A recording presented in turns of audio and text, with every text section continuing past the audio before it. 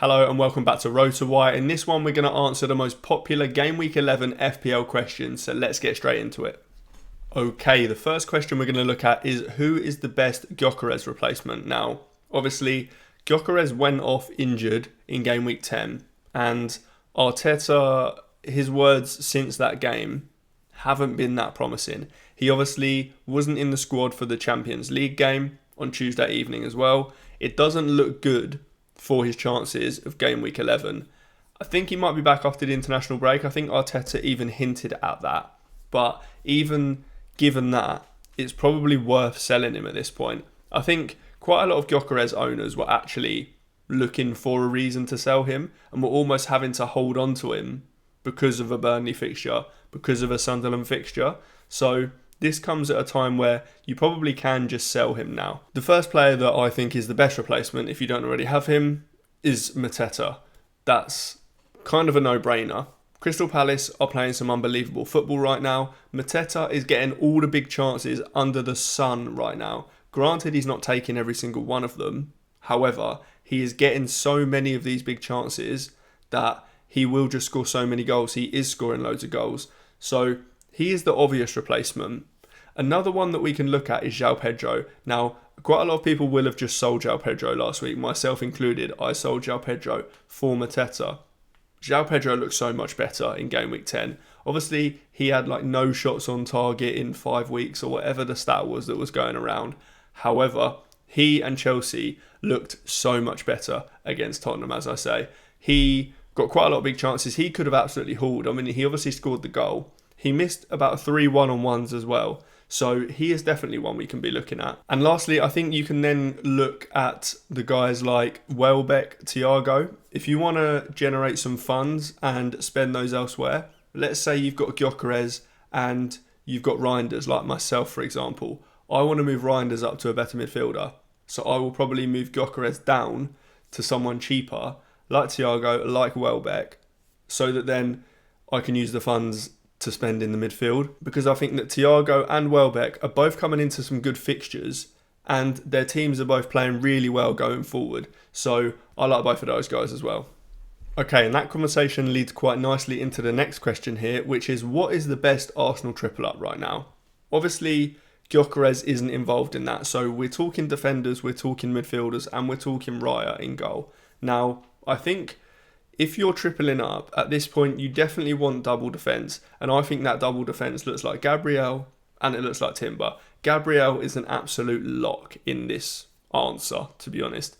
Gabriel is the best Arsenal player right now, or best Arsenal asset. Other than Haaland, he's probably the best FPL asset to own right now. He's just picking up 9 or 12 points every week. It's crazy. So it's definitely Gabriel.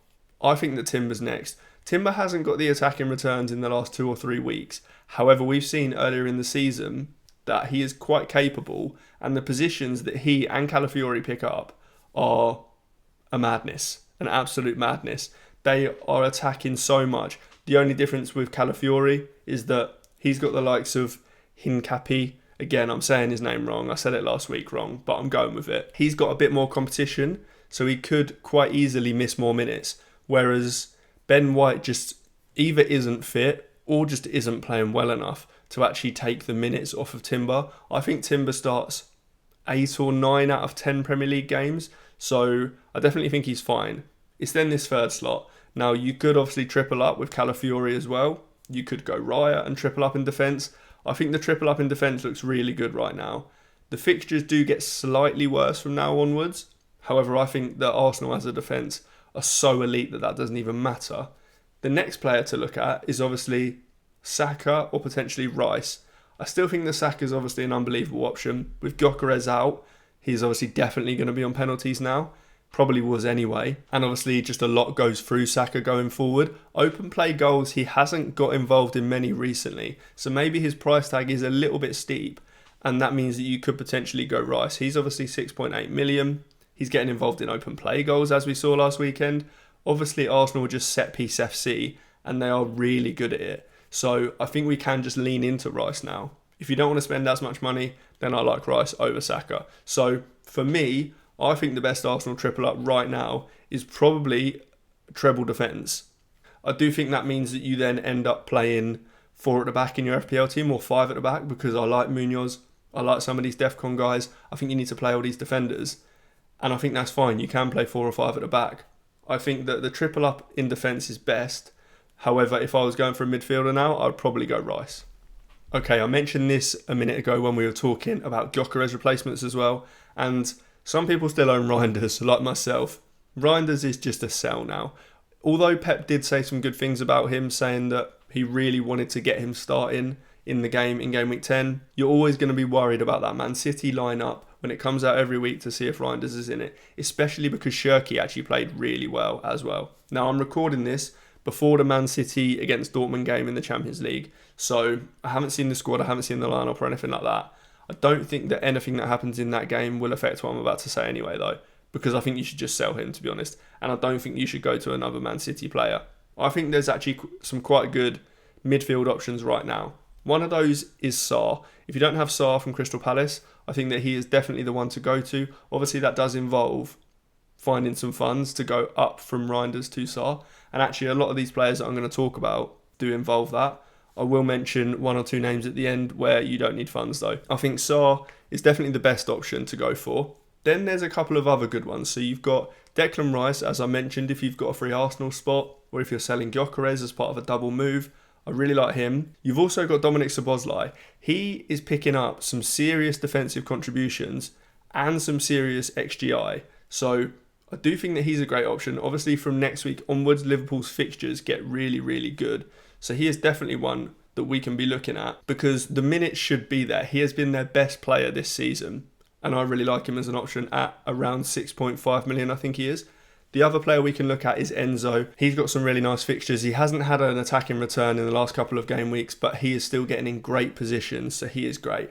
If you want to then spend similar money or cheaper to Reijnders, I think you just go down to Xhaka. The fixtures for the next 4 or 5 are pretty rough for Sunderland, don't get me wrong.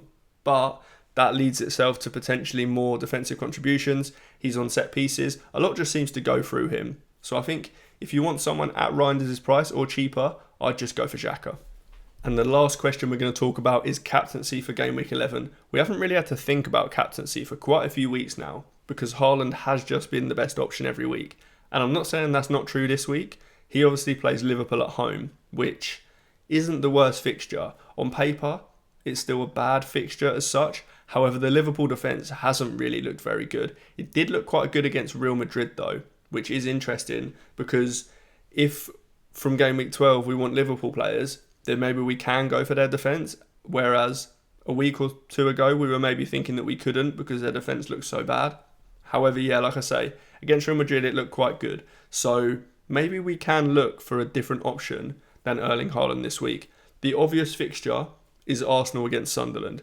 Gabriel isn't the worst shout as a captaincy option. Like I say, he's picking up 9 or 12 points almost every week. So I don't hate him as an option. However, I do think that Sunderland are probably one of the better teams in the league in terms of dealing with these Arsenal set pieces.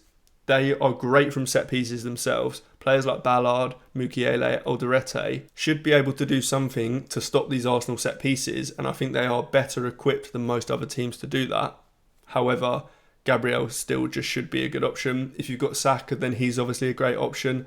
I also kind of like the idea of going with Mateta, or even someone like Sarr. Maybe you wouldn't go Sarr, maybe you would just go for Mateta, because Brighton have only kept 1 clean sheet this season. Obviously, that clean sheet was in Game Week 10. I still think their defence doesn't look great at all. Of course, I am recording this before Crystal Palace play midweek, but I do think that Mateta's a really, really good option this week as well. And lastly, I think that Man United players can be looked at. We saw just how bad Spurs were against Chelsea last weekend.